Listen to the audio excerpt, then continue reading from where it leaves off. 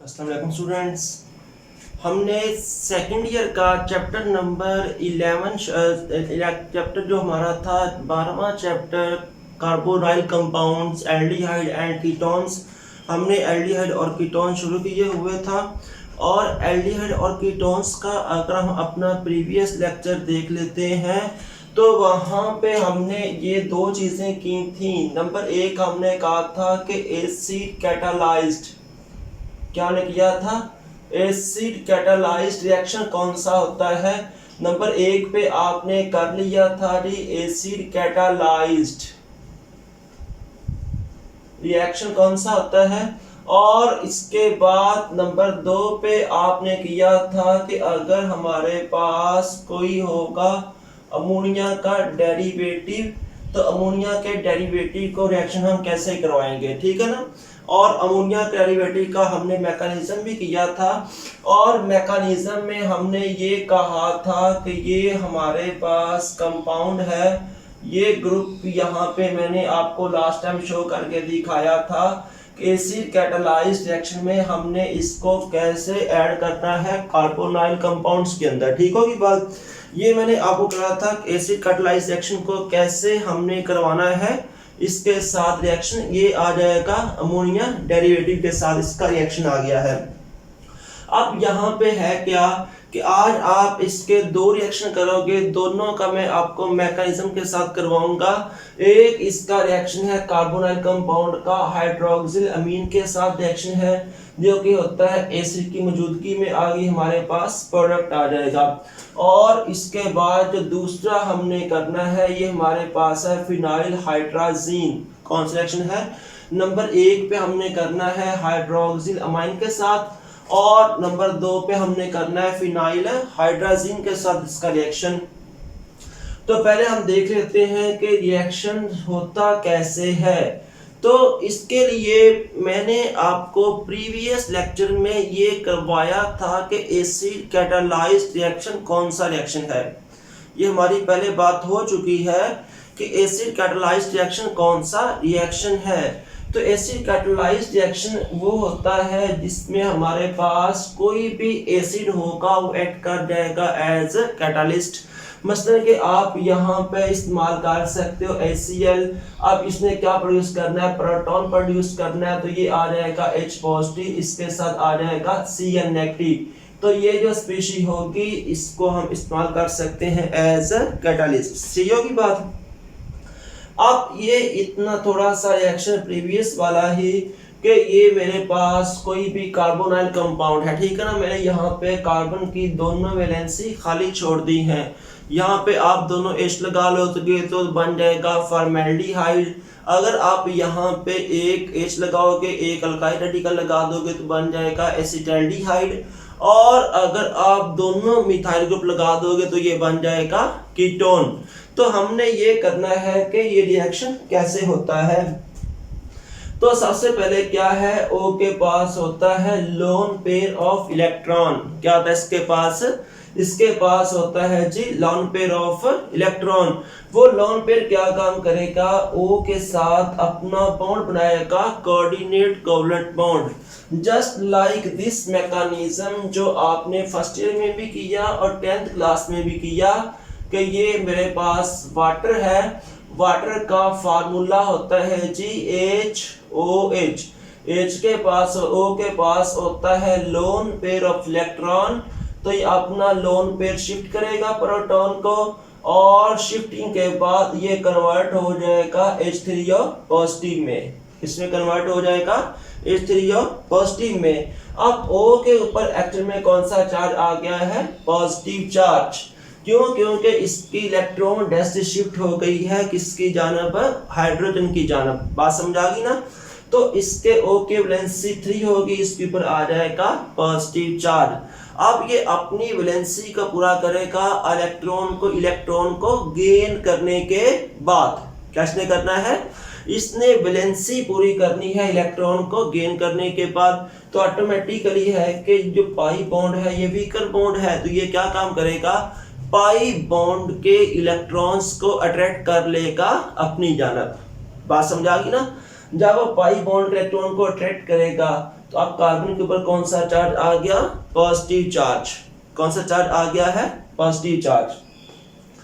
अब ये हमारे पास वो हमारा ये स्पीशी आ गई, इसके साथ रिएक्शन करना है हाइड्रोक्सिल अमीन ने। किसने रिएक्शन करना है? हाइड्रोक्सिल अमीन ने यहाँ पे रिएक्शन करना है। तो हाइड्रोक्सिल अमीन को अगर देख लेते हैं तो इसका स्ट्रक्चर क्या है? NH2OH, NH2 और साथ क्या आ गया? OH आ गया। अब N के पास क्या है? N के पास होता है लोन पेयर ऑफ इलेक्ट्रॉन।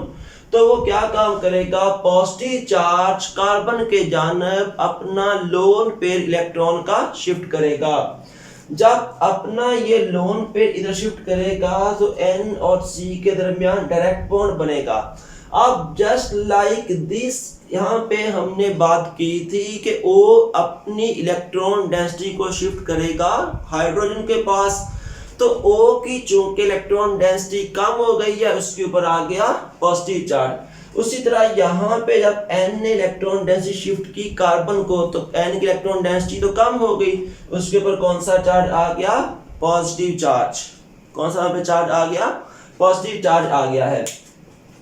अब इस पॉजिटिव चार्ज को कंपनसेट करने के लिए ये H के बॉन्ड को अपनी जानब अट्रैक्ट कर लेगा। जब अट्रैक्ट करेगा तो H यहाँ से प्रोटॉन की फॉर्म में रिलीज हो जाएगा। क्या होगा? H यहाँ से प्रोटॉन की फॉर्म में रिलीज होगा। इसकी जो हमारे पास नेक्स्ट स्पीशी आएगी वो ये वाली आ जाएगी। ये वो स्पीशी है कि जब ये प्रोटॉन ये रिलीज हुआ है, इलेक्ट्रॉन जब अंदर शिफ्ट हुआ N के ऊपर, तो ये यहाँ पे रिलीज हो गया। आगे क्या है?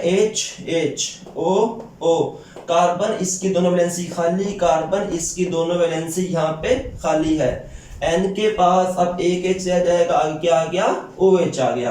अब यहाँ पे अगर आप गौर से देखो तो O के पास लोन पेयर है, अपना लोन पेयर शिफ्ट करेगा तो अगेन यहाँ पे O के इलेक्ट्रॉन डेंसिटी कम हो जाएगी, तो O के ऊपर आ जाएगा पॉजिटिव चार्ज। कौन सा चार्ज के ऊपर आ गया? पॉजिटिव चार्ज आ गया है। इस पॉजिटिव चार्ज को कंपनसेट करने के लिए ये पाई बॉन्ड इधर अंदर शिफ्ट हो जाएगा, तो ये वाटर यहाँ से टूट के अलग हो गया। बात समझा गई ना? ये आप इसका इतना कर दोगे कि जब ये बॉन्ड टूटेगा तो यहाँ से वाटर ये यहाँ से अलग हो जाएगा। वाटर यहाँ से क्या होगा? रिलीज कर जाएगा।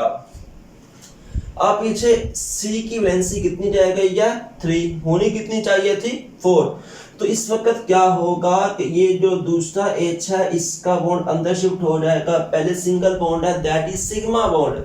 अब जब दूसरा बॉन्ड यहाँ पे आ गया है तो वो कौन सा बॉन्ड बन गया? यहाँ पे पाई बॉन्ड। तो यहाँ पे ये जो H है यहाँ से रिलीज कर जाएगा। ठीक हो गया?